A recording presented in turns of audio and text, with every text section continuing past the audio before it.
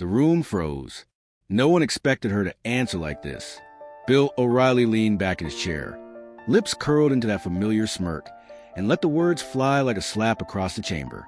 "Congresswoman Crockett," he sneered, his voice dripping with contempt. "Your so-called career is nothing more than a stepping stone for self-promotion.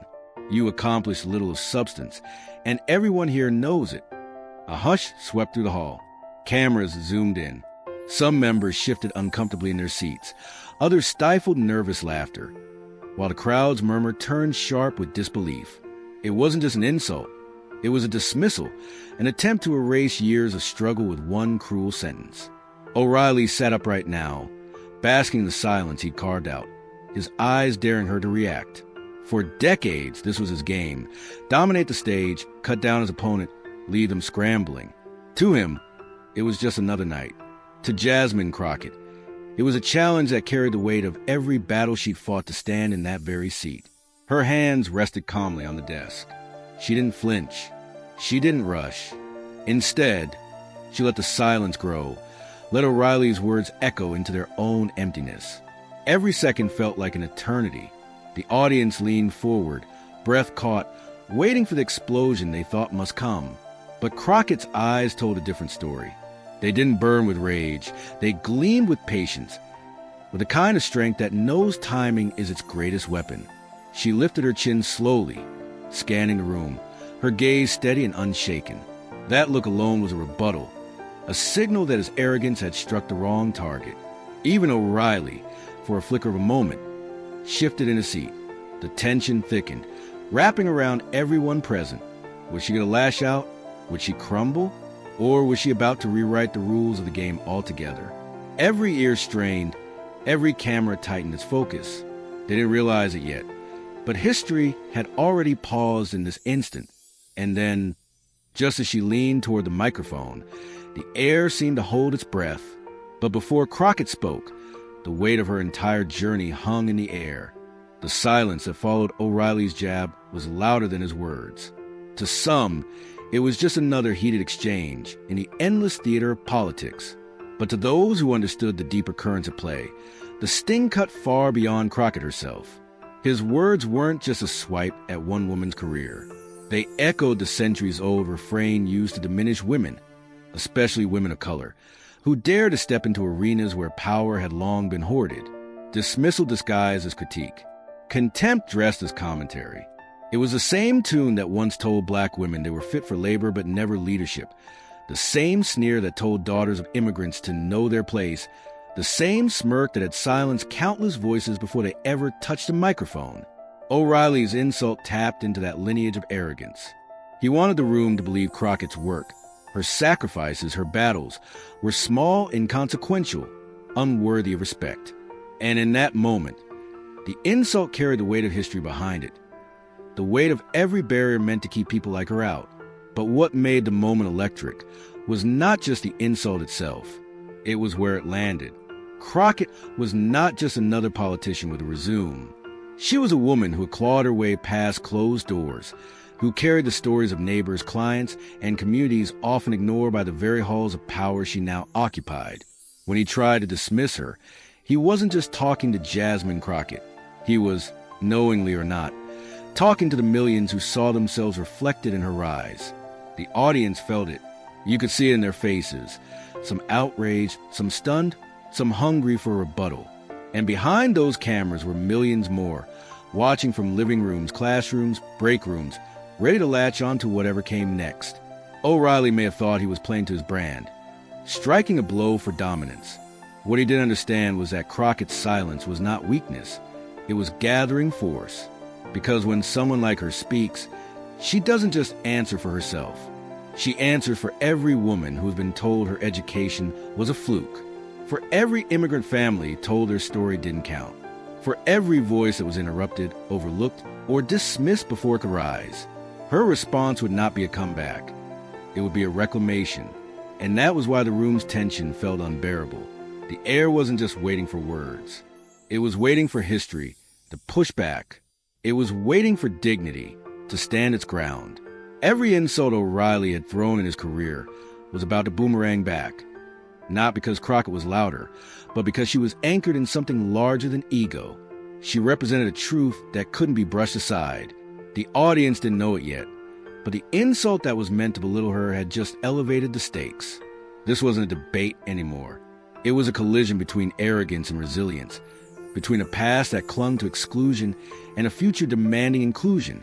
And when Jasmine Crockett finally leaned toward that microphone, the silence broke not with anger, but with anticipation. What she said next wasn't just about her. It was about every woman who had ever been told she didn't belong. To understand the sharp edge of Bill O'Reilly's insult, you have to understand the man who delivered it. For decades, O'Reilly wasn't just another television host. He was a force of intimidation. At Fox News, he built his empire on confrontation, on browbeating his guests until they crumbled, on turning every disagreement into a spectacle where his voice always rang louder than theirs. He wasn't subtle. He wasn't gentle. He was a self-styled enforcer of American conservatism, the man who could reduce complex issues into simple, angry sound bites designed to both entertain and inflame. And it worked. Night after night, millions tuned into the O'Reilly Factor not for balanced analysis, but for the theater of dominance. Viewers came to watch him slice through opponents, especially those who didn't fit his vision of authority. Liberal professors, progressive activists, immigrant advocates, anyone he could cast as unworthy challengers to his worldview. His brand wasn't debate. His brand was dismissal. He had perfected the art of the verbal ambush. Guests were invited not to share ideas, but to be cornered, trapped in O'Reilly's rhetorical snare. His interruptions were legendary, his tone unapologetically smug, his gestures commanding. To many conservatives, he was a warrior speaking truth to what they considered liberal nonsense. But to progressives, to women, to immigrants, to people of color, he was the very embodiment of arrogance disguised as authority. O'Reilly's career was riddled with contradictions. On one hand, he wielded enormous influence, best-selling books, top-rated shows, the power to shape national conversations. On the other, his arrogance constantly flirted with collapse. Scandals circled him, accusations of harassment, settlements, controversies that piled up like storm clouds. Each one threatened to topple him, but for years his bluster kept him standing. He leaned on the sheer force of personality, daring the world to look away, daring anyone to call him out. And yet, beneath that bravado was a pattern too consistent to ignore. Again and again, O'Reilly chose the same weapon, belittlement. When cornered, he didn't argue the facts. He went for character. He demeaned, mocked, reduced people to caricatures. He called women emotional, labeled activists radicals, told academics their research was worthless. The aim was always the same, to shrink his opponent until they disappeared under the weight of his voice. So when he turned his sights on Jasmine Crockett, the move was predictable. A powerful woman of color, unapologetically progressive, proud of her career in law and public service. She embodied everything O'Reilly had spent a career trying to undermine. To him, she wasn't just a congresswoman. She was a symbol of the shifting tides that threatened the world he had once dominated. Insulting her wasn't random. It was inevitable. What he didn't realize, though, was that the timing had changed. This wasn't the Fox News studio of the early 2000s, where his word was law and his guests struggled to survive the gauntlet. This was a new era. Social media amplified every second, replaying moments on endless loops, magnifying arrogance into spectacle. And in this age, insults no longer disappeared after the commercial break. They became headlines, hashtags, cultural flashpoints. The arrogance that had once elevated him was now his greatest liability. He was stepping into a confrontation where the old tactics wouldn't save him. His brand of intimidation had always relied on silence from the other side, on the idea that his opponents couldn't rise above the noise. But Crockett wasn't about to shrink. She had carried too much, fought too hard, to let a smirk define her story. Still, O'Reilly's confidence was unshaken. He leaned into the same strategy he had used for decades, convinced that his dismissiveness would draw blood. He didn't see the shift happening in real time. He didn't sense the crowd's shifting mood, the cameras capturing not just his insult but the poised silence that followed. And that's the tragedy of arrogance. It blinds its wielder. It convinces them that past victories guarantee future triumphs, that the old script will always deliver the same applause. For O'Reilly, his insult was just another night at the office, another jab in a career built on jabs. But in reality, it was something else entirely, because arrogance has a way of writing its own downfall. Before Jasmine Crockett ever sat under the glare of national cameras, before her name was etched into the halls of Congress, she was simply a daughter of working-class grit. She grew up in a world that rarely handed out shortcuts. Her childhood wasn't cushioned by privilege. It was shaped by long days, tight budgets, and the unspoken expectation that you'd have to fight twice as hard just to claim what others took for granted. In those early years, Crockett saw firsthand the quiet injustices that seeped into everyday life. Neighbors who worked multiple jobs yet struggled to keep the lights on, families who faced legal systems stacked against them, women whose voices were drowned out in rooms dominated by louder, wealthier men. Where some might have seen resignation, she saw a calling.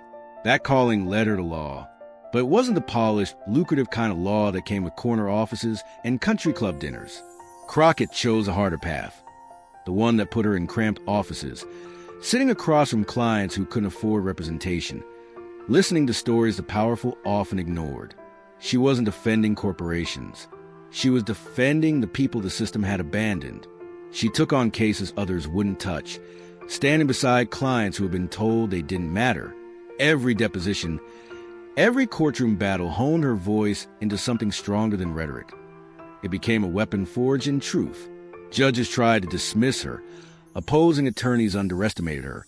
But Crockett learned to thrive in the underestimation. She turned doubt into fuel, bias into proof, resistance into momentum. Those battles in courtrooms were training grounds for something larger. They taught her that silence was never neutral, that every time she spoke up, she wasn't just speaking for one client. She was speaking for thousands who had been silenced before. And in those moments, she discovered her resilience wasn't just personal, it was generational. It carried the echoes of women who had come before her, the kind who were told to step aside but never did. So when the opportunity came to run for Congress, it wasn't about prestige, it was about responsibility.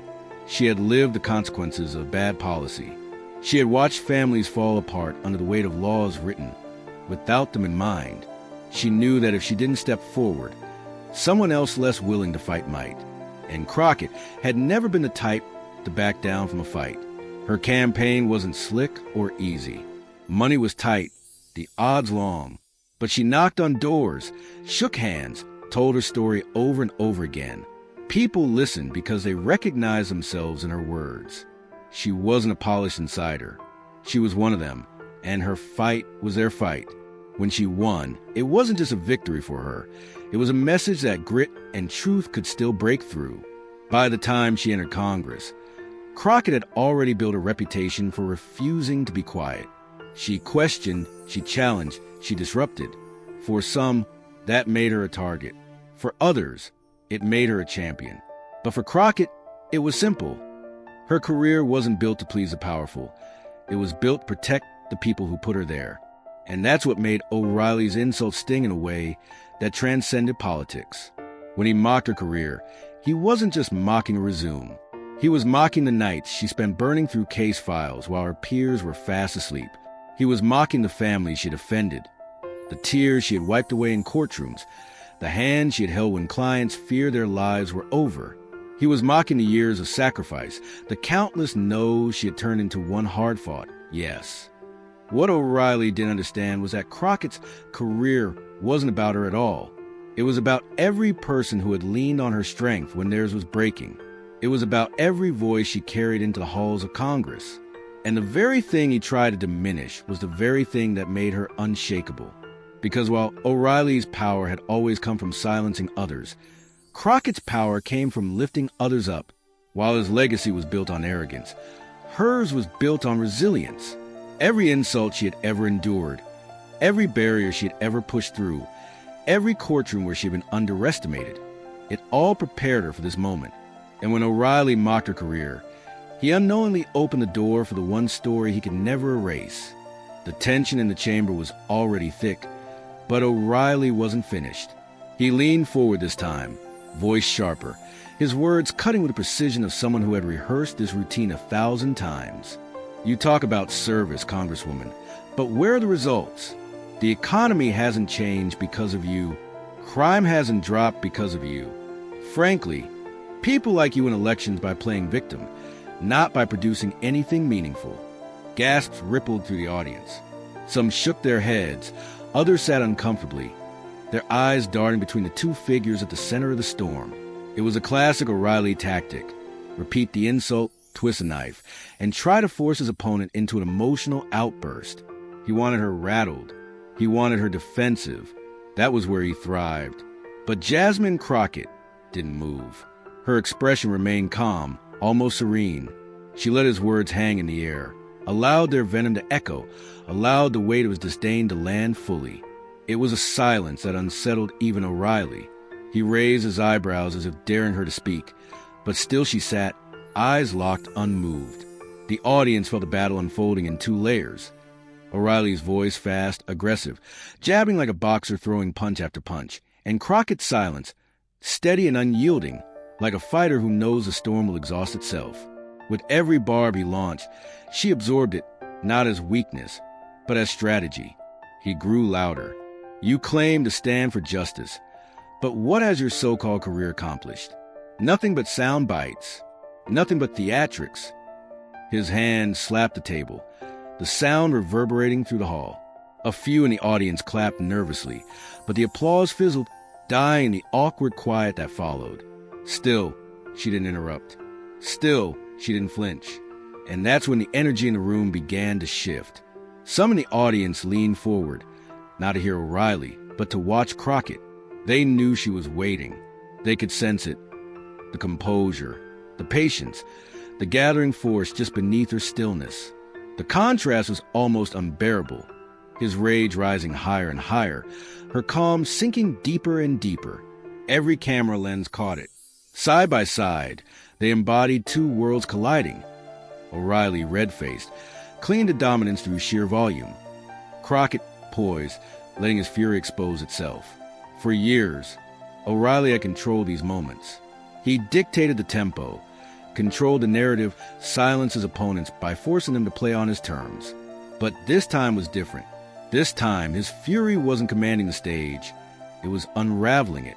And in that unraveling, Crockett's silence became louder than his shouting. You could feel the audience's emotions splintering.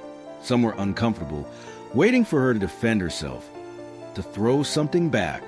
Others were captivated, sensing that something bigger was coming, something carefully held in reserve. O'Reilly, blinded by his own momentum, didn't see it. He mistook her composure for weakness. He smirked again, mistaking the stillness in her eyes for surrender. "That's what I thought," he sneered. "Nothing to say. Because when it comes down to it, there's no real career to defend." The words landed with a thud of arrogance, the kind of arrogance that doesn't realize it's walking straight into a trap. And then the silence broke. Crockett shifted in her seat, leaning ever so slightly toward the microphone. The audience hushed instantly. Even O'Reilly's smirk faltered as he realized the moment he had been demanding was finally here. The room's energy coiled tight, anticipation burning in every corner. Then Crockett leaned into the mic, and with just one sentence, she flipped the room. For a moment, it felt as though time itself had stalled. The rustle of papers, the shifting of chairs, the nervous coughs, all of it evaporated as Jasmine Crockett leaned into the microphone. Every eye locked onto her. Every camera zoomed tighter. Even O'Reilly, so often the predator in these exchanges, found himself strangely still, waiting to see if she would finally lash back or retreat into silence. She did neither. Her voice came low, measured, carrying not rage but precision. "You say I've done nothing with my career." She paused, letting the words sink, her gaze steady on O'Reilly. "But I wonder, do you really believe service means nothing when it doesn't look like yours?" A murmur rose from the audience. She hadn't shouted. She hadn't matched his aggression. Yet the weight in her words landed heavier than any insult he had thrown. O'Reilly blinked, adjusting in his seat, suddenly the one under scrutiny. Crockett continued, her cadence deliberate, her tone calm yet unwavering. When I stood beside mothers who couldn't afford a lawyer, when I fought to keep families together, when I went into courtrooms knowing the system was stacked against the people I represented, that wasn't nothing. That was sacrifice. That was work. That was a career built on the kind of service most people in power would never touch. The audience broke into applause, quick and sharp, then settled again, hungry for more. Crockett didn't rush. She let the noise crest, then fall, before speaking again. You mock me for not changing the economy single-handedly, for not erasing crime with the wave of a pen. But the truth is, real change doesn't come from television studios or pundits' chairs. It comes from the unglamorous trenches, where people are hurting, where justice feels out of reach, where someone has to stand up and say, "Not today." That's where I built my career. O'Reilly tried to interject, his mouth opening, but Crockett raised a hand, not rudely, not theatrically, but with quiet authority. The room hushed again. Cameras caught his hesitation, the flicker of frustration in his eyes. For the first time, he looked smaller, as though the spotlight he had always controlled was slipping away. Crockett leaned closer to the mic, her voice softening. "You call me a victim, but I am not here because I was victimized. I am here because I refuse to be silenced. I am here because every barrier you think defines me became the very thing that built me. And let me tell you something, Mr. O'Reilly. My career may not look like yours, but it was never supposed to." Gasps, then cheers. The line cut through the chamber like lightning. O'Reilly's jaw tightened, his fingers drumming nervously on the desk. For years, he had thrived on rattling his opponents. Now he was the one shifting uncomfortably under the pressure. Crockett didn't let up. She let the room breathe for a moment, then pressed forward. Because here's the truth. Power isn't measured by how loudly you talk over people. Power isn't measured by book sales or television ratings. Power is measured by who you serve when the cameras are off. And on that measure, my career is fuller, stronger, and prouder than anything you can try to diminish. The audience erupted. Cheers, applause, even whistles filled the air. A few people stood, clapping as if they were at a rally rather than a debate. The cameras swung between Crockett, calm and steady, and O'Reilly, visibly bristling. His smirk now cracked into a forced half-grin that fooled no one. And then came the line, the one that would ricochet across the country, replayed in countless clips, quoted in headlines, plastered across social media feeds within hours. Crockett straightened her shoulders, her eyes locked on O'Reilly, her voice ringing with the quiet certainty of truth. "You tried to erase my career with one sentence. But my career is every client I stood beside, every family I protected, every law I fought to change, and every person who still believed this country can be better. My career isn't about me, it's about them, and you don't get to erase them." The room went silent, utterly, completely silent. For a heartbeat, it was as if no one dared breathe. Even O'Reilly froze, his mouth half open. The comeback stuck somewhere between thought and sound. And then the silence broke into thunderous applause. People rose to their feet. Some clapped, some shouted, some simply stared in awe. The cameras shook as operators tried to capture the eruption, the roar of validation sweeping the chamber. O'Reilly sat stiff, his posture rigid, his face reddening under the lights. His body language betrayed him. The defensive cross of his arms, the narrowing of his eyes, the desperate attempt to reclaim authority. But it was gone. In that moment, he was no longer the dominant figure. He was the backdrop to Crockett's triumph. She didn't gloat. She didn't smirk. Instead, she sat back in her chair, hands folded as if to say, "The truth speaks for itself." And in that silence, her authority grew even larger, filling the space O'Reilly once thought he owned. The cameras captured everything. His shrinking presence, her rising stature, the audience's transformation from uneasy spectators to electrified witnesses. For years, O'Reilly had played the role of the unshakable antagonist, the man who could humiliate opponents with a smirk and a line. But now, that role was stripped from him. He looked, for the first time, like a man who had overplayed his hand. Crockett's words lingered long after the applause quieted. They weren't just a rebuttal to an insult. They were a manifesto of dignity, a declaration that her career, her service, was bigger than any one man's attempt to belittle it. The debate wasn't over, but the outcome was sealed. In that instant, O'Reilly's authority collapsed while Crockett's rose like a tide, unstoppable, undeniable. Her voice had pierced the arrogance, leaving truth in its place. The cameras rolled, the audience buzzed, the moment cemented itself in memory. But the story didn't end in that chamber, because outside those walls, the shockwaves had only just begun. The debate might have ended in that room, but the story was only beginning. Within minutes, the clip of Jasmine Crockett's words, sharp, deliberate, unforgettable, was flying across the digital landscape. Phones lit up, timelines refreshed, and what had been one moment of confrontation began to swell into a tidal wave of reaction. Hashtags bloomed like wildfire. Hashtag Crockett Clapback. Hashtag Career of Service. Hashtag She Belongs. On Twitter, the video replayed on loop, each share adding another layer of commentary, another burst of validation. One user wrote, "This isn't just a debate moment, it's history." Another posted simply, "When she said, 'You don't get to erase them,' I felt that in my soul." Thousands agreed, retweeting, liking, quoting.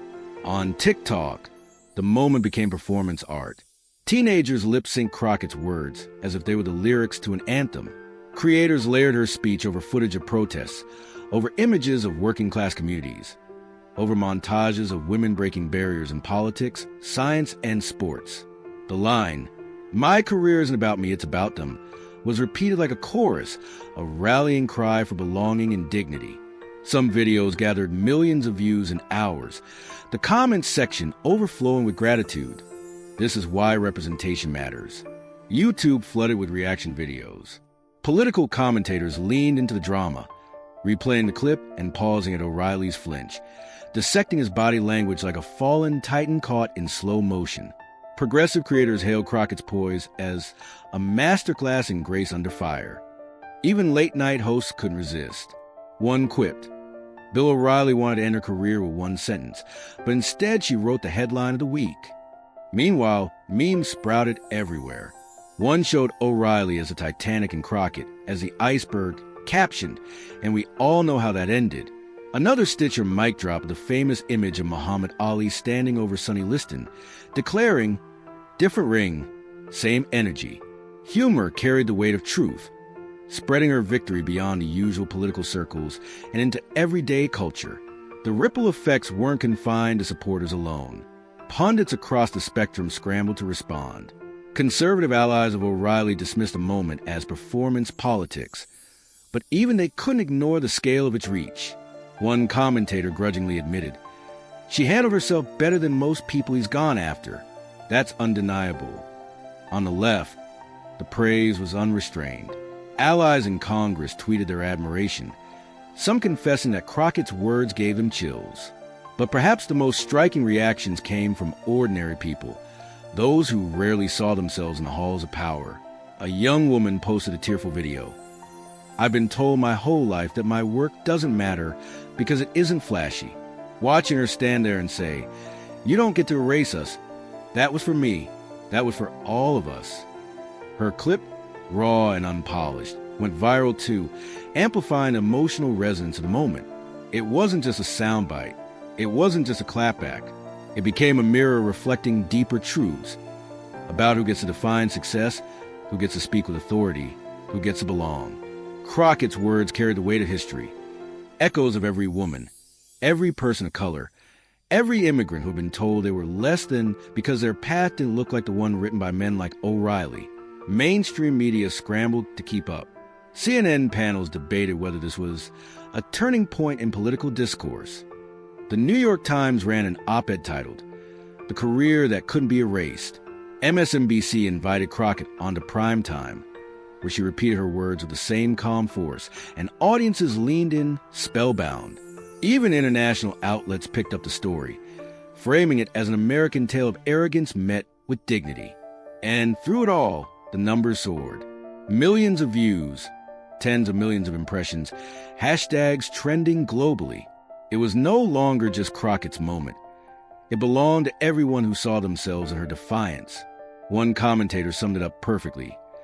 What we witnessed wasn't just a clash of personalities. It wasn't just a viral clip. It was a collision of two Americas, the one that clings to power through intimidation, and the one that rises by claiming dignity in the face of it. Crockett showed us which one has the future, and that was the truth, because in the digital storm, beyond the applause and the memes, something deeper had taken root. This wasn't just a moment, it was a movement. In the days that followed, the dust settled, but the meaning of the moment only grew clearer. Commentators debated, critics deflected, allies celebrated. But at the heart of it all was one undeniable truth. Jasmine Crockett had transformed an insult into a testament. What O'Reilly meant as a dismissal became, in her hands, a declaration of worth not just for herself, but for millions who had been told the same lie, that their service, their sacrifice, their work didn't count. Her words echoed far beyond the debate hall. They carried into living rooms where parents reminded their children that quiet persistence mattered. They rang in workplaces where overlooked employees felt a flicker of recognition. They whispered through communities where people had been told to keep their heads down and not expect acknowledgement. Crockett's stand reminded them, dignity does not require permission. O'Reilly's arrogance, once his sharpest weapon, now looked hollow by comparison. His sneers, his dismissals, his reliance on volume and spectacle, they collapsed under the weight of her calm truth. The contrast was undeniable. One man had tried to erase with mockery. One woman had chosen to affirm with resolve. And history will always remember which voice carried further. Because Crockett's power was not rooted in ego. It wasn't about proving she was the smartest in the room or the loudest on the stage. It was about embodying the kind of resilience that transcends politics, the resilience forged in long nights of study, in legal battles for those without power, in campaigns run against the odds, in carrying the voices of people often shut out of conversation. And in that resilience lay the lesson: service outlasts arrogance, truth outlasts bluster, dignity outlasts insult. For those watching, it wasn't just validation, it was instruction, a reminder that courage does not always arrive as thunder. Sometimes it is a quiet voice refusing to yield, the patient silence waiting for its moment, the measured words that pierce louder than any shout. Crockett had shown that composure itself can be a weapon, that grace itself can be a form of defiance. This was bigger than politics. It was about the universal struggle between those who try to dominate through fear and those who rise by affirming worth. And in that struggle, Crockett reminded the world of something timeless. Arrogance burns bright but short, while dignity endures. Her moment became a parable, not the story of one congresswoman sparring with one pundit, but the story of resilience tested by scorn and strengthened by it. She stood not as a solitary figure, but as proof of what so many already knew in their bones, that fearless leaders are not born. They are forged in fire, in sacrifice, in the courage to stand tall when silence is expected, and that, more than anything O'Reilly could ever say, is what the world will remember. Bill O'Reilly thought he could end Jasmine Crockett's career with a single insult. Instead, her response turned into a moment that left the room and the nation speechless. What was meant to diminish her only magnified her truth. What was meant as arrogance collapsed under the weight of dignity. That's the lesson of this story. Words meant to silence can become fuel. Attempts to erase can become proof of resilience. Time and again, history shows us, arrogance shouts, but truth endures. And in that debate, Crockett proved that service, sacrifice, and quiet courage will always outlast bluster and ego. If you felt that moment in your chest, if you saw yourself in her stand, then this is more than just a video. It's a movement, because Crockett's answer wasn't only about her. It was about every woman, every worker, every person who has ever been told they don't belong. She showed the world that they do. So here's what you can do. Subscribe to this channel. Share this story with someone who needs to hear it. Add your voice to this community of people who believe dignity is stronger than arrogance and truth louder than hate. Because together, we don't just watch history, we help shape it. And remember this, the story doesn't end here. The forces of arrogance, dismissal, and intimidation will always rise again. But so will voices like Crockett's. And the next time arrogance tries to silence dignity, you'll want to be here to witness the comeback.